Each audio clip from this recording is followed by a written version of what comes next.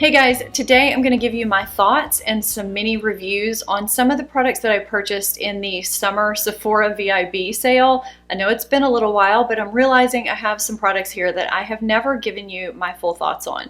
And it's time to do that because you guys need to know if these are worth your money, right?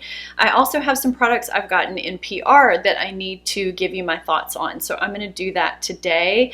I'm going to start with a couple of products that I've gotten in PR and then move on to Sephora sale. Maybe go back and forth a little bit. A little while back, By Terry sent me several shades of their new tinted hyaluronic hydra powders, and I've been playing with them and experimenting, using them in different ways. By Terry is partnering with me on this portion of this video to get the word out that there are now 8 tinted shades of their hydra powder, which I think is pretty genius. Now, By Terry did send me 5 shades. I'm going to tell you how I've been using the shades I've been using so that you can decide how you might use them to best suit you and why these are so different from other powders. Okay, first of all, By Terry puts hyaluronic acid in this powder, which holds up to 1,000 times its weight in water. So it really helps keep the skin hydrated throughout the day, but yet it somehow helps mattify the skin without looking like you're wearing powder or an extra layer of makeup over your foundation, or by itself if you want to wear it by itself. And it blurs the pores like no powder I've ever seen. It just does a magical job with the pores, truly. I do feel like this is a great powder for any skin type. Now, being perfectly candid with you, a couple of years ago I tried this underneath my eyes and I did not like it, the translucent version, because that's all they had. And I realized now I was dusting too much underneath my eyes and I felt like I wasn't using that much at all. I have since tried it with even less, and that is what it takes. You need so little of this product for it to perform the way it's supposed to perform. It is what I have under my eyes now, and it's what I've been using for several weeks, and I feel like my under eye area has just been looking better and better and more smooth because I'm able to set my under eye area without it looking like I've set it.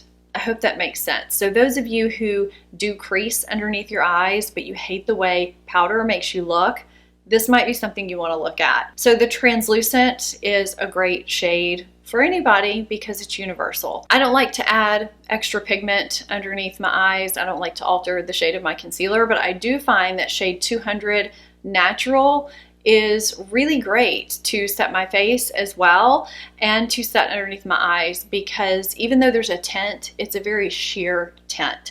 It's not something that makes my concealer oxidize or do anything weird underneath my eyes. I can also wear this on its own if I just don't really want to have foundation on and I just want to go kind of foundation free.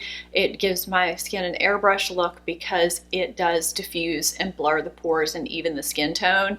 So I use shade 200 Natural. They also sent shade 300 Medium Fair. I don't think there's anything fair about this shade. I have a light, medium, warm skin tone, and this shade was too dark for me.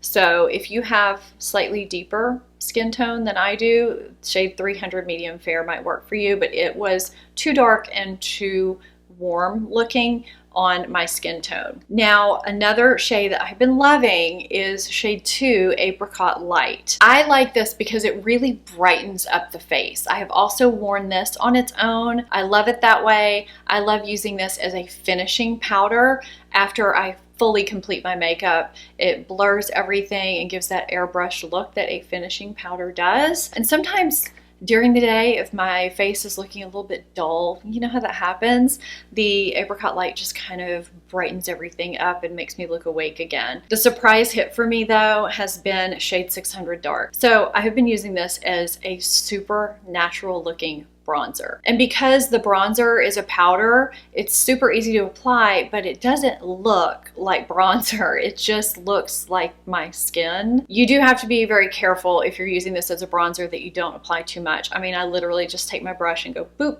dip it in slightly, swirl the brush in the lid just to make sure it's dispersed through the brush evenly, and then apply it all over very, very lightly. And it just gives a beautiful warm glow, a sun-kissed look to the face. I love using this as a bronzer. I even take it down my neck. It is beautiful. So those are the shades that I use. That is why I use them. So you can kind of make your educated guess from there. These have been living on my vanity the past few weeks ever since I got them, and have been a staple in my makeup wardrobe. Okay, really quickly, before I go on, if you want to hear about the 3 foundations that I got in the Sephora VIB sale, I can't speak today. I got the Milk Makeup Stick Foundation, the Tom Ford, and the Sephora Matte Perfection Tinted Moisturizer. I do have a foundation roundup. I will link you so that you can watch that after you watch this video. And these are 3 of the foundations that are in that video, so you can see my full thoughts on these. And there are some products that have ended up in monthly favorites videos, like the Ouai Blush Duos and the Watermelon Glow Mist. So I'll link those videos too, so you can see my thoughts on those in case you missed those videos. Okay, so let's talk really quickly about the Huda Beauty Tantour contour and bronzer cream and the brush. I did get the brush to go with it. I'm glad that I got the brush because I really do like this brush a lot for applying cream contour, whether it's the Tantour or not. I find it to be the perfect density and softness for just getting that contour where it needs to be and not disturbing my foundation underneath. And it also has a narrow end, so you can do nose contour if you choose to do that as well. So I do think the medium is still a bit deep for me, even in the middle of the summer. If you're wanting an easy to apply cream contour product, I do think the hype around the Tantour product is real. I just think that this shade is not the right shade for me, but I do really like the performance of this. So I do intend to get a different shade of this. Here's a primer that I have not heard anybody talk about. I don't think at all. This is the Stellar Brilliant Matte Primer. Have any of you tried this? I really have been liking this. This does have kind of a silicone element to it. It's clear. And I remember when I first started applying it, I thought, oh no, because I really don't like silicone type primers, you know, that Smashbox primer type feel. I just feel like they don't really work well for me. This one doesn't stay that slippery silicone feeling on my skin once I start rubbing it in. It actually does have some grip to it when it starts melding into the skin, but not so much of a grip that my foundation is going to be hard to blend. It just almost turns into kind of a lotion. I really have been enjoying this, and I feel like it does have a kind of a radiant matte finish to it, and I feel like it does help my foundation last longer, and it does keep it from getting oily as quickly, or when it does start to get a little bit shiny, it's not greasy looking. So this is kind of an underground hit for me. I don't know what made me order this. I like the packaging, it's portable, and the product has been great. I am going to talk about what's on my lips and my eyes in this video, but I first want to mention a surprise hit palette that I did get in PR that I think is a new release. And if you're looking for something that will give you great nighttime looks that would be pretty effortless, this is one you might want to look at. This is the Laura Mercier Parisian Nudes eyeshadow palette. So I had this on yesterday in a video. This is actually the video I did right before this, I think, if you want to go check it out. The quality of this palette is really great, you guys. It looks like it might be intimidating, but it's not, and I barely had any fallout from this palette when I applied it. I feel like the shades that you want to be matte are matte in here, and then you've got your nice shimmer, your pops of shimmer, and then this greenish brown is a really, really pretty duochrome. The quality of this is fantastic. Not that I was surprised, but I guess it's been a while since I've tried Laura Mercier shadows, and I kind of forgot how great the quality was. And this is really beautiful. I feel like it's a little bit different than what we're seeing out there right now, and people just don't think about Laura Mercier palettes for some reason. This is one you might want to think about. And on another Laura Mercier note, they did send me their face illuminators. This is the shade Indiscretion, and this is the shade Devotion. I didn't really like these at first because I felt like there wasn't much pigmentation with the amount of shine that they show on here. Now, I've heard of people dusting these on all over the face, and I've heard of people using them as just highlighters. To me, they look like they should just be highlighters because they're so shimmery, but I couldn't get pigment.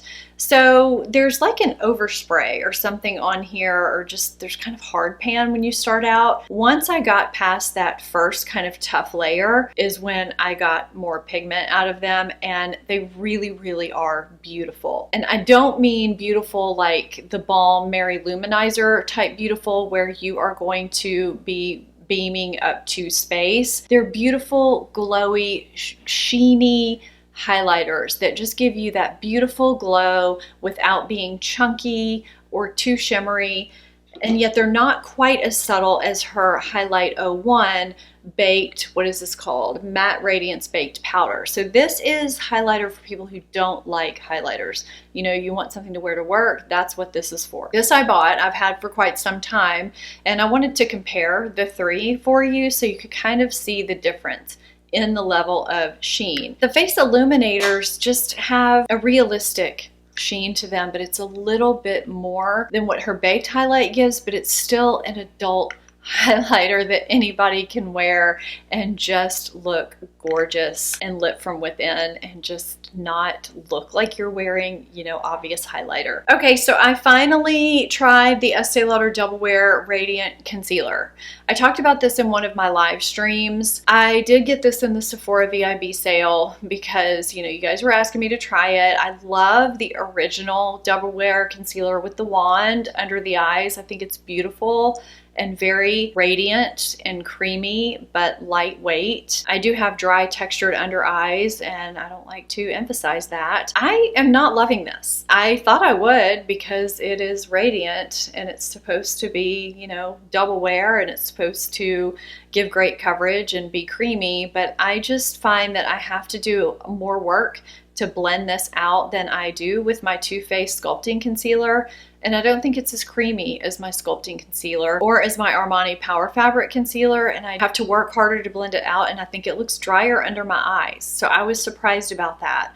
I also feel like the shade that I have, 2C Light Medium Cool, is not cool. It is very yellow toned, and even though my skin is yellow toned, I don't like a yellow toned under eye concealer because it does something weird with the blue undertones of my circles. I find I need a little bit of a brighter kind of peachy pink undertone in that area. It just kind of balances things out and still blends in with the rest of my skin, and this is just too yellow. It just never looks quite right underneath my eyes, but yet the 2C and the regular Double Wear Concealer, the first one, is a fine shade that's pretty neutral. So I'm not thrilled with this, you guys. I thought I would be, but I'm just not. But a product I am thrilled with that I got in the VIB sale is the Hourglass Arch Brow Pencil in the shade Ash. I originally got one of their brown shades, and it wasn't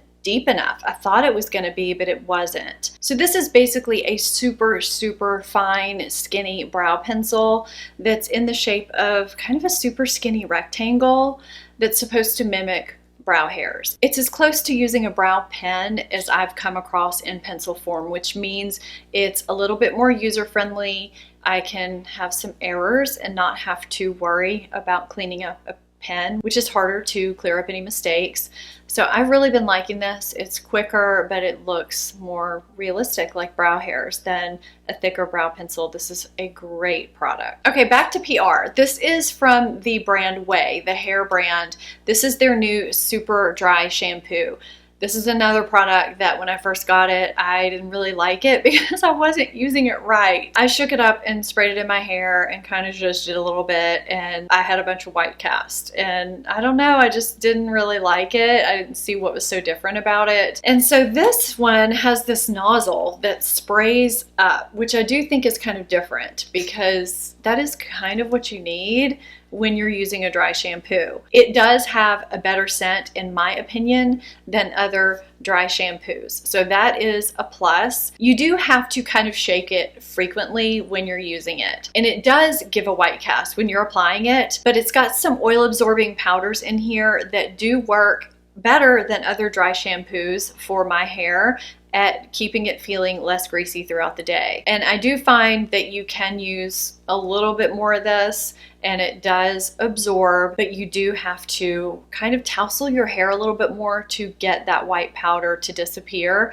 which I didn't realize. I was treating it like it was my regular dry shampoos, like my Living Proof, my IGK, and it was still staying white in my hair. I just didn't quite realize I needed to work it through a little bit more, but my hair really genuinely felt cleaner, longer with this than with other dry shampoos. And I really wasn't expecting to feel that much of a difference because I like my other dry shampoos, but I do really like the way this smells better. It does have a scent though, so be prepared for that. If you're not liking scents, you won't like this, but you know, some of them smell like bug spray and this doesn't. This smells better. So there is a video that they have. I can't remember if it's on Sephora or the Ouai site. I'll put the link down below, but that kind of helped me apply it a little bit better the way it's supposed to be. Okay, so what's on my eyes today is the new Alter Ego Sahara palette. You know, they don't say they're dupes, but if you look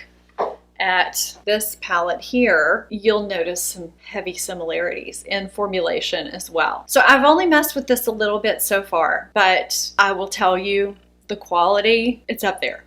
I had zero fallout when I was doing this. Look, zero fallout. So I used the entire middle row when I was doing my eye look today. Very, very pleased, incredibly pleased. And I did, you know, kind of mess around in some other shades, just, you know, here and there. This is great. I do have a link for this down below with a code for you guys if you are interested in this. It is a lot more cost effective than purchasing a NATASHA DENONA palette. I have been so impressed with the quality of the palettes that I have tried from Alter Ego. So I wanted to let you guys know that. And the lip that I have on today, I did talk about these in a favorites video, which I will link, so I'm not going to talk about them very long.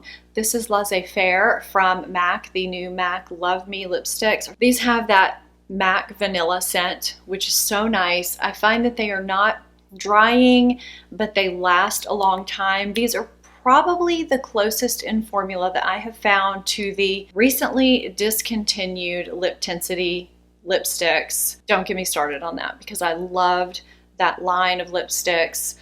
The pigmentation is there. I just think these are really nice. I don't like them quite as much as the Lip Tensities, but I do really, really like this formula. Very creamy, feel good, lasts a long time. You know, that's all I ask. I just don't want my lips to be dried out, but I want them to look good, and I feel like these do that. The other shade that I have is called Under the Covers. It's a little more pink, a little less cool, and I feel like you could wear them both year-round, and this packaging is just divine. Very, very beautiful. Okay, can we talk about this NATASHA DENONA Tan Bronze and Glow palette for a minute? I purchased this during the Sephora sale, and I will say I love the packaging, I love the mirror, and I love that it has this protective cover over the cream highlight. I find that I'm not really using this coppery highlight shade or bronzer shade here that much unless I use it on my eyes, which means I would only be using it for a warm coppery look. I don't really use this on my face though, even though I'm warm toned. I find that I just don't reach for it. This is a very warm tone bronzer. It's a nice bronzer, yes. Now when I first got this, I was really wondering if I